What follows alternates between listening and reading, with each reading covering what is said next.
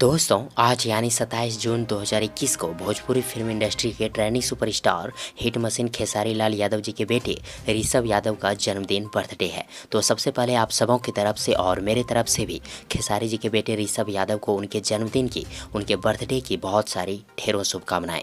भगवान खेसारी जी के बेटे ऋषभ यादव को हमेशा खुश और स्वस्थ रखे। दोस्तों हमेशा बड़े बड़े एक्टर, बड़े बड़े हीरो के बेटे बेटियां सुर्खियों में रहते हैं, चर्चा में रहते हैं। जैसे खेसारी जी के बेटे ऋषभ यादव अपने आदतों, अपने शौक की वजह से चर्चा में रहते हैं।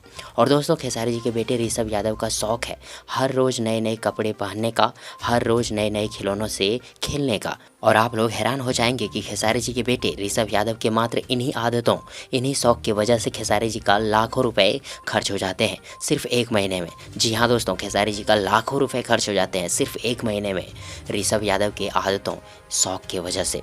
और फ्रेंड्स ये सभी बातें खेसारी जी के कजन सुरेंद्र यादव ने बिहार न्यूज़ के इंटरव्यू के दौरान कही थी। वैसे दोस्तों जिनका बाप, जिनका पिताजी करोड़ों अरबों रुपए में खेलते हो, करोड़ों अरबों रुपए का मालिक हो, उनके बेटे के लिए तो ये इतना खर्च कुछ भी नहीं है।